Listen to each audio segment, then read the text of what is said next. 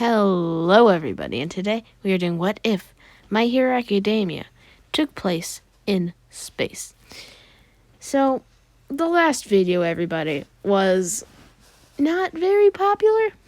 So, I see a trend. When I don't do Pokemon, it's not popular. When I do Pokemon, it gets 1,000 views in the first day.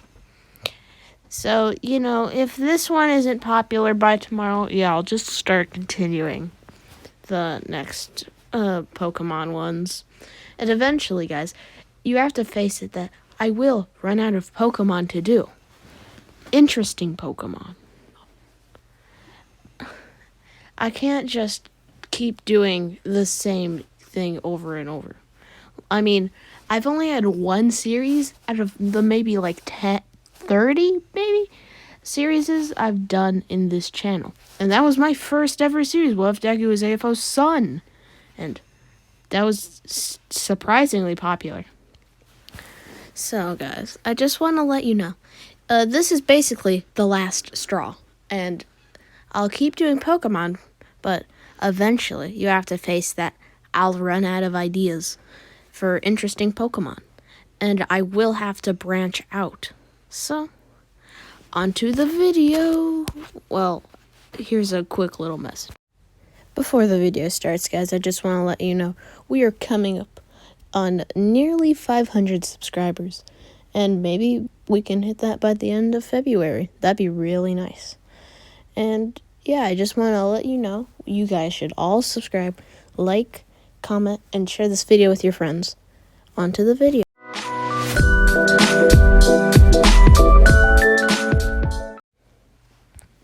Okay, guys, so we'll start this what if on. So when Deku is born, the world on Earth is basically collapsing. It's year, I'm not gonna say 2030, that's way too weird. I'll say year 2784. And the world is currently crumbling because all the nuclear the nuclear plants and stuff, they've basically killed the Earth from the inside out.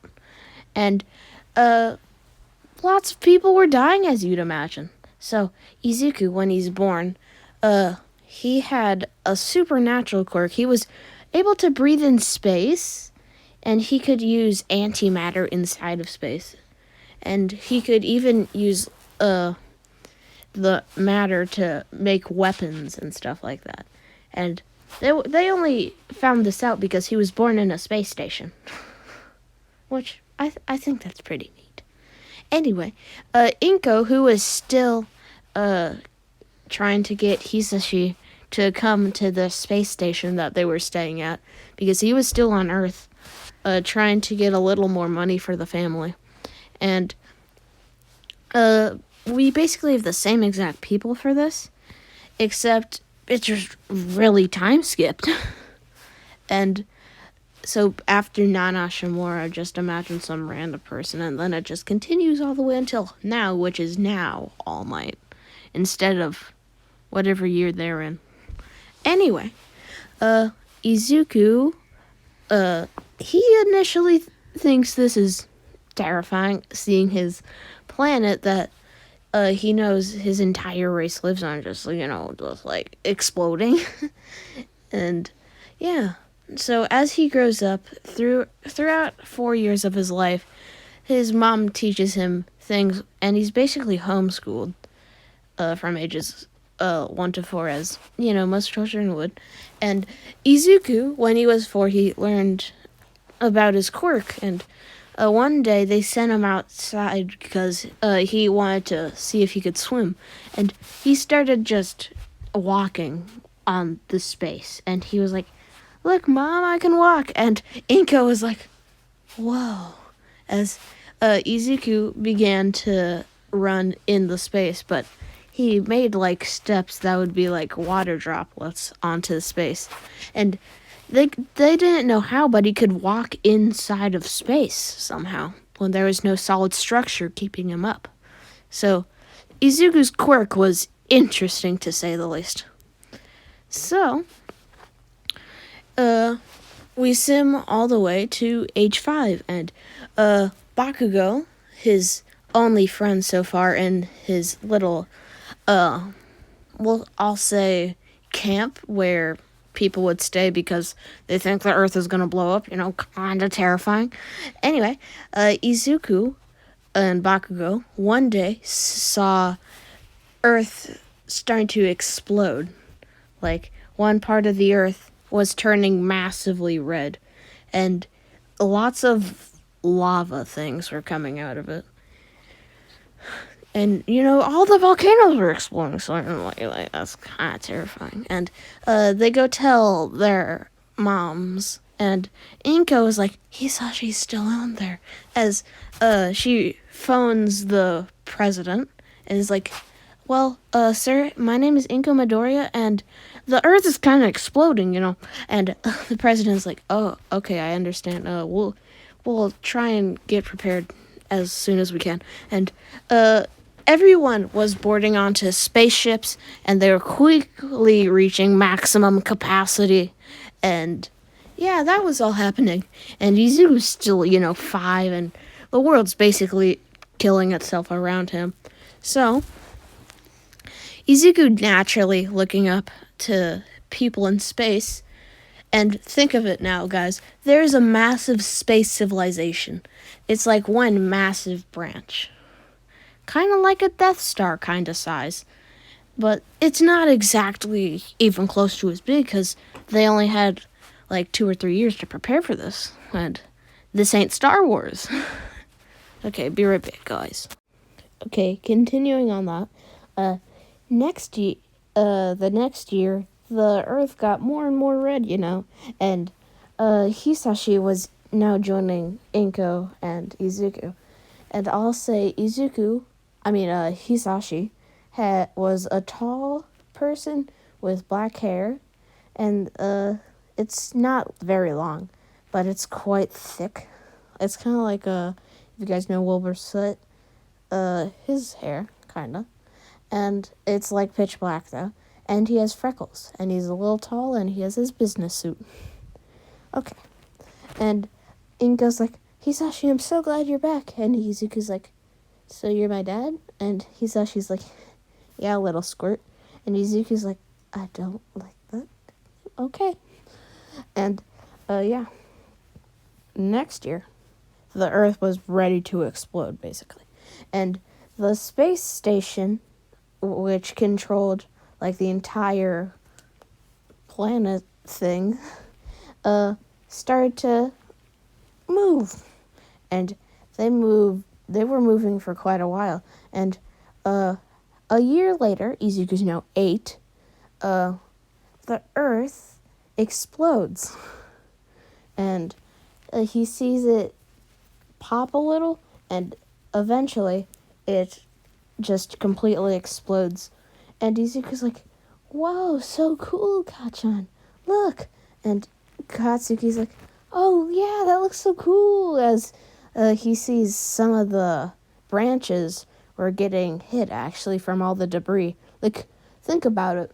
This planet thing couldn't get that far because, it was kind of very heavy. And it couldn't get hundreds of light years away. It only got, like 30. And, yeah. Well, actually, maybe not even a light year. That's, I believe, a light year is how long light travels in a year, I believe. Question. Okay, yeah. Just had to confirm. Anyway, Izuku and Bakugo were now confirmed. Okay. And, Bakugo and Izuku, their lives were now confirmed to stay in space until either humanity could find another planet to prosper on and live the rest of their life out in it, or maybe they'd just be in space forever. Okay. And eventually Izuku was done with elementary school, and they were still flying in space. And when Izuku got out of middle school, and he was still very popular with his quirk and all, and Izuku and Bakugo were kind of like the talk of the station. And there were also bandits here, aka our little villains. And this group, which is basically the League of Villains, they'd go around raiding camps and taking all the resources. They were known as the Space Invaders. And Izuku didn't like these people, as you'd imagine. And instead of the heroes that they used to have, they had basically, I'll call them paladins, because that sounds cool. The paladins would go out and try and stop these villains. Not many were good at it, but there was one person in particular that was amazing at it. And his name was, what's his name? Okay, I forgot All Might's first name, but, I'm not good at it. Whatever his first name was, I know someone's going to tell me in the comments, but I'll say, hey, I remember the name, and, they'll still tell me in the comments. So, you guys can actually tell me in the comments this time, and I'll be informed, And, yeah. Anyway, for now, we'll just call him All Might. And, Izuku was very fond of All Might, and he really enjoyed watching his speeches on the TVs. And Inko was like, maybe one day you can become a paladin and stop those evil bandits. And they'd seen what kind of things the Space Invaders did to some of these camps. They completely raided them, and the families were nearly all dead. And there was one person in particular that was behind it. I don't think we know All for One's first name yet, but something Shigaraki. And they knew him as the leader of the Space Invaders. And actually, one day, All Might and blank Shigaraki got into a fight. And it was a big fight. This fight was on one of the arenas, actually, for entertainment, like Coliseum. And they didn't do gladiator stuff in this, ancient times, but it was, one massive virtual fight. And they actually fought in this one. And All Might, he won, but was it really a win for him? He got all of his internal organs knocked out. He was basically dead. Okay, guys, 1 sec. Okay, guys, so after that, Izuku saw how All Might in the hospitals was extremely hurt. And, the number one paladin you'd imagine didn't want to be hurt, but he also knew at least he destroyed that villain. But little did he know, Dr. Spaceyco was rebuilding him, basically. And, yeah. So, when Izuku graduates middle school, he went to go to Paladin High, where they trained up the strongest paladins and the very, very talented ones to hopefully become very great and aspiring paladins. I just said paladins 5 times in one sentence. Anyway, Izuku and his friend Bakugo, they grew to be rivals, basically. And Izuku, who was still shy and kind, tried to be friendly with Bakugo still, but Bakugo was basically ego. Just ego, period, ... And Izuku kind of grew a little more distant from him. And he then sometimes even saw Bakugo hang out with one of the members of the Space Invaders, which he knew was a Space Invader because he saw that man rob one of the camps near his. And He told Bakugo about this, but Bakugo told him, like, don't worry about me, Deku. And this is the first time Izuku was hearing this name, like, what do you mean, Deku? And Bakugo's like, it means you're useless. So stop protecting me. Don't baby me. I'm fine on my own. And Izuku's like, I wasn't, what do you mean by that?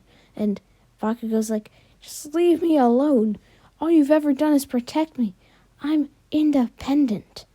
And Izuku's like, but I didn't even do anything. Bakugo's just like, we're not friends. We're acquaintances. We've never been them. We never will be. As he walks away. And Izuku's heart is shattered, like, we've been lifelong friends, and now he suddenly says that? As Bakugo joins up with the kid that Izuku knew was the Space Invader, as the kid's like, good job, Katsuki. Tell him right to his face. And Katsuki's like, don't talk to me. I really hurt his feelings. I don't know if I can confront him again. And he walked away seeing Deku just petrified, like, why would he do that? As Izuku, after doing lots of endurance training over the 10 months of a very hard wait, Izuku went to Paladin class. And there was no exam to get in because the loss of All Might, as you'd imagine, would put in some more urgency. But they still tested you on your strength, but wasn't that drastic of one. And yeah. So now, Izuku and everybody were, as you'd imagine, getting their butt handled to in the quote-unquote exam, where one of the strongest paladins would be their training dummy, and they'd have to beat that person to get in. And Izuku,